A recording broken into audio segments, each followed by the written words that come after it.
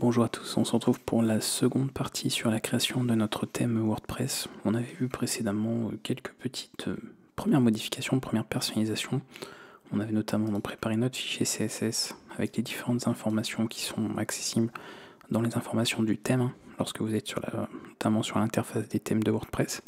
Et ensuite, on avait commencé à préparer certains fichiers avec notre fichier de point de départ, avec tout simplement le chargement de l'entête et du pied de page. Et on avait commencé à voir un petit peu tout ça avec certaines fonctions réservées de WordPress qu'on peut utiliser dans notre fichier pour pouvoir charger un petit peu tout ça. On avait comme ça obtenu un thème. Entre temps, j'ai fait un petit peu rajouter légèrement du CSS pour avoir un truc un peu plus présentable. Et on avait comme ça notre thème disponible ici. Donc je rappelle qu'il est là. Les détails, donc on retrouve du fichier CSS et la possibilité bien sûr éventuellement de le personnaliser avec en tout cas certaines parties que nous avons. Donc jusqu'à présent, on a l'identité du site classique, on a le menu, puisque je rappelle qu'on a ajouté le menu de navigation à ce dernier. Donc la barre de navigation qui est ici, qu'on pourrait personnaliser d'ailleurs directement ici si on le souhaite. Et après, on a les réglages de la page d'accueil. Pour le moment, on a juste l'affichage de la page statique puisqu'on n'a pas encore vu la gestion des articles. On va regarder ça dans cette partie. Et éventuellement la possibilité de charger un peu de CSS additionnel. Si vous voulez par exemple surcharger certaines parties de votre mise en forme, vous pouvez tout à fait le faire là aussi. Pour cette seconde partie, cette seconde vidéo sur la création du thème, on va justement, déjà on avait parlé de la barre latérale qu'on retrouvait, alors je crois par exemple sur ce thème là on devait l'avoir prévisualisé. Ce thème ici, sur une page blog, vous voyez qu'il y avait la possibilité d'avoir un panneau latéral et on va notamment travailler avec les widgets. Vous savez que WordPress a tout un système de widgets qu'on abordera d'ailleurs aussi un peu plus en détail. Et le but, c'est de pouvoir afficher ça sur notre thème également. Parce que jusqu'à présent, on a le titre du site, on a le menu de navigation, on a le contenu en lui-même, en fonction de ce qui est affiché. Et ensuite, on a le pied de page. Donc on n'a pas de barre latérale ou d'informations liées à des widgets, ou quoi que ce soit d'autre. Donc on va faire en sorte d'ajouter ça. Pour cela, au niveau des modifications, on va déjà aller dans le fichier d'index, ici, et on va ajouter ce dernier, pour l'avoir en fait directement disponible par rapport à ce que l'on veut ajouter pour la suite. Je vais le placer ici, je pense que je vais le mettre directement avant là. On va retrouver la fonction getSidebar. Pareil, je vous présenterai un petit peu la page de la documentation avec les différentes fonctions, parce que vous avez vu qu'on en aborde quand même pas mal. Donc on a cette partie qui est également ici. Et on va pouvoir créer le fichier, parce que rappelez-vous, ce sont ensuite des appels à des modèles. Et il nous faut ce fichier de modèle, bien sûr, au niveau de notre thème. Donc on va aller chercher ce dernier. On va même le créer. Sidebar PHP. Ok. Et à partir de là, on va pouvoir faire en sorte, alors déjà de vérifier qu'il existe effectivement une barre latérale qui est active dans les paramètres. Et si c'est le cas, il va nous charger celle-ci directement, donc via des fonctions qu'on a de WordPress pour ça. Donc notamment la fonction isActiveSidebar. Donc nous, on va utiliser cet identifiant là. Pas ici, les deux points. Donc attention à ça aux conditions, si vous n'avez pas l'habitude d'écrire, d'intégrer comme ça du PHP. Et ensuite, mettre dans un encart, donc on va faire ça dans une balise side. Encore une fois, ce n'est pas obligatoire, faites comme vous voulez, c'est du HTML. Et vous avez un cours pour ça sur la chaîne si besoin. Et de là, on charge Dynamic Sidebar avec cet identifiant pour l'avoir directement dans nos fichiers. En tout cas, sur le thème qu'on va vouloir avoir par la suite. On va revenir ici. Je vais aller directement dans mon explorateur. On va ajouter, je vais modifier directement les fichiers là en fait. Pas embêter, je vais faire juste ça. Changer, enregistrer. Et ensuite, on va simplement un sidebar qui est là. Parce qu'il n'y a pas beaucoup de code. Un nouveau fichier. .php et on va l'ajouter en sauvegarde. CTRL S. Et voilà, ça notre fichier est disponible ici. On aura bien sûr d'autres choses à ajouter pour que ce soit fonctionnel, notamment pour activer le fonctionnement des widgets, tout le système de widgets sur notre thème. On aura tout ça. J'en profite également pour vous rappeler que si vous n'avez pas encore d'hébergement, si vous comptez en tout cas héberger votre site en ligne, vous pouvez passer par l'hébergeur Hostinger. Donc vous avez un lien dans la description de la vidéo ou en commentaire épinglé, qui est généralement celui-ci, qui va vous renvoyer directement sur cette page. Et de là, vous pouvez retrouver les offres d'hébergement. Donc ce sont ces offres, celles que vous donnez directement sur la page, à partir du lien sur lequel vous avez cliqué. Et vous pouvez comme ça choisir une des offres qui est disponible. Alors généralement, concernant WordPress, vous avez vraiment tout ce qu'il vous faut au niveau des fonctionnalités, que ce soit bien évidemment l'hébergement de vos sites, parce que vous pouvez avoir plusieurs sites WordPress. Vous avez, je rappelle, le système de cache Lightspeed qui est intégré, il n'y a pas besoin de payer, il est inclus dedans. Vous avez tout le système aussi concernant la configuration, la sécurité, l'installation de WordPress en quelques clics, je vous l'ai montré d'ailleurs dans d'autres vidéos, et tout ce qu'il faut concernant la gestion d'un nom de domaine, notamment un nom de domaine qui est fourni gratuitement pendant 1 an, et compte email, etc. Bref, tout ce qu'il y a de plus classique ici. Une fois que vous avez donc choisi un petit peu l'offre qui vous convient, vous sélectionnez celle-ci. On arrive directement sur une autre page. Vous avez généralement un récapitulatif des offres à durée limitée, des promotions qui peuvent être disponibles. Là, il y en a quand même régulièrement, donc n'hésitez pas à voir un petit peu par rapport à ce qui est proposé. Ensuite, vous avez la durée de votre hébergement. Je rappelle comme d'habitude que plus vous avez possibilité, bien sûr, de prendre sur du plus long terme, et plus vous réaliserez une économie importante. Donc si on part par exemple ici sur 48 mois. Ensuite, la création de notre compte qui va être nécessaire pour tout ce qui est gestion des sites, l'administration, etc. Donc il faudra, si besoin, créer un compte ou vous connecter. À partir de là, renseignez toutes vos informations et terminez, bien évidemment, avant de passer votre commande, par l'ajout du code promotionnel formation vidéo pour avoir une réduction supplémentaire de 10% sur votre commande. Voilà, ça vous avez toutes les informations qui sont données. On revient sur notre thème. On a ajouté le sidebar, donc jusque là, si j'actualise, etc. Vous voyez qu'on ne voit pas de différence par rapport à ça. Il faut qu'on active justement ces fonctionnalités-là. Et pour ça, au niveau d'un thème, nous passons par un autre fichier. Donc à nouveau, on en a un fichier supplémentaire. Hop. Nouveau. Et on va créer un fichier, donc toujours PHP, qui est functions, attention au pluriel, et qui va contenir plusieurs, alors généralement des appels à des fonctions, pour charger tout un tas d'outils, de fonctionnalités de WordPress au niveau de notre thème. Nous, ce qu'on va faire, bien évidemment, c'est de charger le système de widget directement pour notre barre latérale. Donc on va appeler la fonction ici, on va même d'ailleurs pas l'appeler, on va la définir plutôt. Donc on va créer une fonction, par exemple add widgets system to sidebar, vous appelez ça comme vous voulez, bien évidemment, c'est vous qui voyez. C'est du PHP, donc on va ajouter ça ici. Et au niveau de notre fonction, donc il n'y a pas besoin d'argument ici. On va pouvoir ajouter directement le code qu'on veut, notamment en enregistrant donc la barre latérale qui concerne un petit peu ce que l'on veut faire. Et elle prend en paramètre ici, ça prend en paramètre en tout cas un tableau associatif avec différents éléments. Pour le nom, alors le nom, moi ça va être très simple. Voilà, j'appelle ça barre latérale. Pour l'identifiant, c'est celui qu'on avait utilisé. Donc on va rester sur sidebar. Mettre des simples guillemets là. Hop. Ensuite, il nous faut certaines parties, c'est-à-dire ce qui va être affiché avant le widget, après le widget, et ensuite avant le titre, après le titre. En fait, pour pouvoir, si vous voulez, positionner le système de widget comme il faut. Donc on a différentes clés importantes. Celle-ci, before widget. Par exemple, si on veut faire notre barre latérale dans un bloc, donc un div, puis on va le mettre simplement comme ceci, disant qu'avant le widget, on met ceci. Encore une fois, vous mettez ce que vous voulez, c'est pas obligatoirement cette balise, mais vous pouvez tout à fait mettre ça. After widget, on ferme bien sûr celle-ci.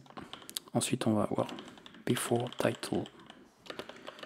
Considérant que le titre de ma barre latérale, ce n'est pas un H1 puisque c'est pour la page, ce sera donc un H2. Et enfin, after title, fermeture de ce dernier H2. Voilà, ça on a tout. Normalement, tous les éléments sont là, name ID, before widget, after. J'ai pas fait de faute de frappe, mais normalement c'est bon. Une fois que notre fonction est écrite, on l'ajoute. Donc on a ici une fonction par contre de WordPress qui est add action et qui va permettre de prendre en compte justement celle-ci pour le chargement, donc l'initialisation du système de widgets. Donc c'est widgets au pluriel, underscore init. on lui charge notre fonction. Vous voyez, cette fonction de rappel hein, qui est ici en deuxième argument. Et on précise celle-ci. Là, et normalement, elle devrait être chargée au niveau du système. Une fois que ça s'est ajouté, copier-coller, je vais aller sur mon arborescence ici, nouveau fichier, functions.php, je sauvegarde, voilà, normalement c'est tout bon, je vérifie vite fait, ok, sidebar il est bien là, et dans l'index on a bien ce dernier qui est ajouté, et ça va avoir pour effet, au niveau de la personnalisation de notre thème notamment, ce qu'on n'avait pas tout à l'heure, donc si je vais ici, et bien d'afficher, vous voyez, le menu widget qu'on n'avait pas tout à l'heure. Et on va comme ça pouvoir, si on veut, et bien ajouter ces derniers. Donc là, alors, évidemment, hein, tout dépend ce que vous voulez mettre. Hein. Que moi, sur un autre truc, j'ai mis un paragraphe. Voilà, attention, incroyable. Et comme ça, vous voyez, il est ici. Alors évidemment, là, il ne se met pas sur la droite, la gauche ou dans une barre latérale, puisque rappelez-vous, c'est propre au CSS que vous faites. Hein. Moi, pour des questions pratiques, j'ai pas passé des heures non plus à faire un CSS, donc une mise en page, mais bien évidemment, si vous voulez créer votre thème complètement personnalisé, c'est ce que vous ferez vous de votre côté. Mais en tout cas, on a bien ici la partie qui est prise en compte. Donc cette fois-ci, nous avons notre barre latérale, qu'on va pouvoir comme ça après positionner directement, proprement là où on veut. Et on a d'autres infos qu'on peut afficher. Et l'avantage, c'est que si on utilise des widgets de WordPress, hein, qui peuvent par exemple afficher les derniers articles, les derniers messages d'un forum, les derniers commentaires, eh bien vous aurez tout qui sera disponible aussi. Et vous pourrez d'ailleurs passer par plein de fonctions de WordPress pour gérer tout ça dynamiquement, hein, de ne pas avoir besoin de tout refaire vous-même de votre côté. Voilà pour la barre latérale. Donc, vous voyez, c'était assez simple à mettre en place. Il n'y avait pas tellement de choses à écrire. On termine, et c'est quand même la plus grosse partie, sur notre système d'articles. Parce que jusqu'à présent, donc voilà, on clique sur Home, ok, on clique sur Blog, il ne se passe rien, pourtant le chemin il change bien. Ici on avait une page, donc ça c'est une page impropre ici, là pareil là aussi, donc on a 3 pages. Ça c'est ce qui est censé afficher les articles, après on doit pouvoir afficher ces derniers. Donc c'est vrai que là au niveau de notre site, on a plein d'informations qu'on perd finalement par rapport à ce qu'on avait sur d'autres thèmes. On va mettre en place ce qu'on appelle la boucle WordPress, notamment au niveau de notre page d'accueil, qui va permettre de gérer tout ça. Ici, on aura peut-être besoin de fonctions, on verra. J'enlèverai, je remettrai s'il faut. Là pour le moment, j'enlève, je nettoie au maximum. Voilà pour avoir cette partie, puisque c'est surtout dans ce fichier que ça va se passer. Donc on va avoir beaucoup de modifications. Ça c'est l'entête. On ne change pas par rapport à ça. Ici, on va peut-être faire quelques changements. Je le déplacerai peut-être ailleurs, on verra bien. Ici au niveau de main, parce que je considère que le sidebar ça fait partie de main en réalité, tel que j'ai fait ici. On va plutôt faire ça comme ça. Et je mettrai le sidebar ici. Bon, on va charger beaucoup d'autres choses de toute façon pour la suite ici. Donc là attention, il va falloir être attentif, parce que je vais écrire pas mal de code, même si on va principalement utiliser des fonctions également au niveau de WordPress. On en avait vu quelques-unes, puisque quand on a fait notamment l'ajout dans le, je reviens ici, dans l'entête, on a utilisé déjà quelques fonctions. Donc on a vu celle-ci, ok, mais on a vu également, et on va voir d'autres fonctions qui vont permettre d'ajouter par exemple différents éléments, genre un titre, récupérer l'auteur d'un article, récupérer le contenu, le résumé, etc. Et on va s'occuper un petit peu de tout ça au niveau des différentes fonctions. Pour ça d'ailleurs, vous avez donc la documentation, donc au niveau de WordPress, le Developer Resource, donc une petite recherche sur un moteur, hein, tapez WordPress documentation, finissez par tomber là-dessus, ou développeur WordPress, et vous avez ça. Et ensuite notamment le Code Reference, si vous voulez le détail. Et là vous avez toutes les fonctions, voilà, toute la partie de l'hyper ici de WordPress. Donc par exemple, si je fais blog info, on retrouve celle-ci. Vous voyez toutes les informations qu'on avait. Donc celle que nous avions notamment utilisée dans l'entête. Voilà, blog info. Et ensuite, on peut récupérer comme ça, vous voyez, plein d'informations qu'on a vues. Donc vous avez comme ça vraiment tout. Voilà, si vous voulez le détail complet de chacune des fonctions, parce que vous imaginez bien, je ne suis pas une documentation, hein, donc je ne vais pas vous lister ça. Mais on a beaucoup d'outils là. Nous, ce qu'on va utiliser, c'est beaucoup de fonctions de WordPress qui commencent comme ceci. WordPress a utilisé ce nommage qui est de, tiré du bas, et ensuite suivi de pas mal d'informations, comme l'auteur, voilà, pour trouver l'auteur d'un article, ceci. Et comme ça, on récupère l'information directement. On a le résumé, except, voilà, celle-ci. On peut avoir le contenu, content. On peut avoir la date, le titre. Et il y en a plein. Voilà, encore une fois, je ne vais pas toutes vous les énumérer, mais on en a plein, puisque WordPress est composé d'énormément de choses. Encore une fois, vous avez plein de fonctions, il y en a 49 pages, donc on a vraiment de quoi faire par rapport aux outils qui sont à disposition pour notre thème. On y va, on va écrire un petit peu au niveau de notre fichier, et ajouter tout ce qu'il nous faut ici pour terminer en tout cas cette partie. Le principe de la boucle WordPress, c'est bien ce qu'il y a ça à comprendre, c'est qu'on va vérifier s'il existe des posts, donc des articles, je rappelle, au niveau de WordPress, et s'il en existe, on les listera, et sinon, bien évidemment, on pourrait par exemple afficher un petit message pour dire qu'il n'y a pas d'article encore sur ce blog. Alors, ici, il ne faut pas se tromper non plus, parce qu'on va avoir beaucoup de lignes à marquer en PHP. Ici, on va faire une condition en vérifiant si nous avons des articles disponibles. Ok. Comme ça, en fonction de ça, on va lancer une boucle. Tant qu'il y a des articles, donc vous voyez là, pour gagner de la place, on cumule un petit peu l'ensemble. Vous allez voir, c'est compréhensible par rapport à la suite. Et bien sûr, en fonction de ce qu'il y a, on affiche le post. Voilà, donc on affiche l'article, on va dire le bloc de l'article, si on trouve comme ça plusieurs éléments. Ok, alors là j'ai peut-être oublié, après on verra, je compléterai par la suite. Peut-être même le faire maintenant, ça évitera de l'oublier. Il est content maintenant, il lui manque peut-être des éléments. Donc la condition, c'est bon, ça c'est bon, ok. Bon, on complétera pour la suite, parce que j'ai pas évidemment tout noté par rapport à ça. À partir de là, je vais noter, donc dans ce bloc ici, on va créer un article, on va mettre le titre, donc ça c'est ce qui va être fait à chaque itération, qui est cette boucle while ici, et on va pouvoir comme ça récupérer différentes informations qu'on a. Là par exemple, on aura ceci, je vais vous mettre plusieurs termes parce qu'on les retrouve quand même à chaque fois. Voilà, H2. On aura éventuellement la suite. Est-ce que je mets autre chose après? Il faudrait peut-être mettre dans un... Ouais, on va mettre ça là-dedans. C'est une en-tête, pour dire que vraiment c'est juste l'en-tête de l'article. Hop. Et ensuite, le résumé juste. Ça, je termine l'article là-dessus. On fait ça comme ça. Et ensuite, donc ça c'est dans le cas où il y a quelque chose. Donc là je vais compléter par contre pour ce qu'on a là. Donc là on va retrouver cette même syntaxe, encore une fois avec ces appels de fonction. Ici, là c'est un permalien. Donc c'est le lien où vous êtes assuré en fait ce lien ne changera pas, peu importe les modifications que vous faites, les personnalisations que vous faites pour l'article, c'est le lien définitif. Et ensuite là, on va pouvoir noter notamment, il doit y avoir un title attribute si je ne dis pas de bêtises. Je vais vérifier ça tout de suite. Donc si vous avez un doute à tout moment sur une fonction, surtout qu'on n'utilise pas tout le temps, voilà. C'est bien celle-ci, oui, c'est celle-ci. On a donc ça pour le titre. Normalement, j'ai mis tous les éléments. J'affiche pas l'auteur ici, on pourrait, mais évidemment, vous pouvez afficher la date, l'auteur, vous pouvez afficher plein d'informations si vous le voulez. On va rester sur quelque chose. On a déjà toutes les informations qu'il nous faut, tant qu'on a en tout cas le lien qui permet de renvoyer vers l'article en question. C'est ça qui est important. Comme ça, on récupère vraiment tout ce qu'il nous faut.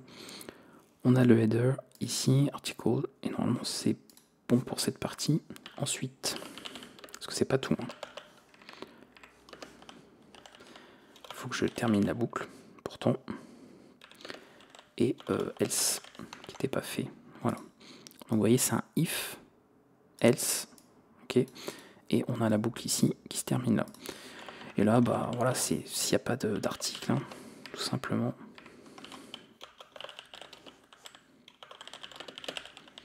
Et comme c'est triste, on est triste. Un petit personnage, maintenant, c'est qu'on peut pleurer, je crois.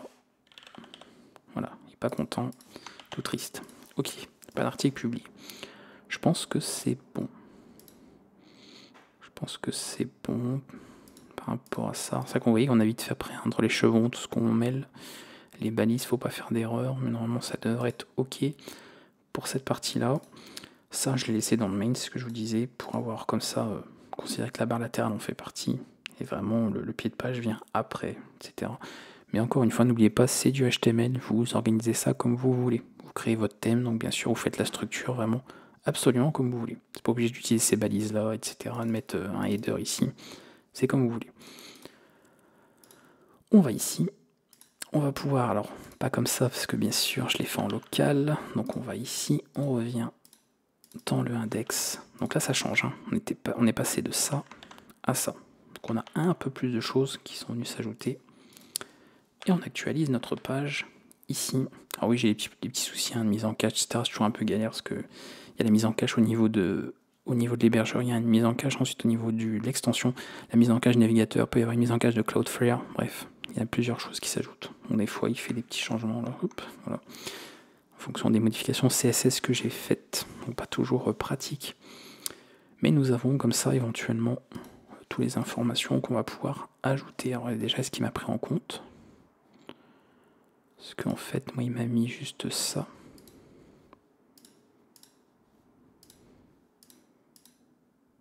Ok. Ok. Donc ça, pour le moment, ok. Il a bien pris en compte tout ce qu'on avait.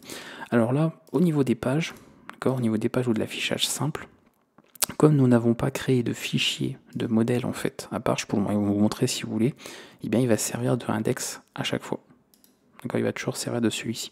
Comme dans l'index, on se contente de voir s'il y a des postes et ensuite d'afficher ici un résumé, eh bien il affiche selon bien sûr ce qu'il y a. Donc voir par rapport à ça. Alors je vais aller voir moi ici. Et voir au niveau des articles, vous voyez différents articles. Si par exemple je les regarde ici, là depuis le site, donc ça bon c'est l'article là, vous voyez au niveau de l'adresse. C'est pour ça que c'est pas forcément. Il n'y a pas forcément grand chose. Ça c'est celui-ci. Donc la première publication.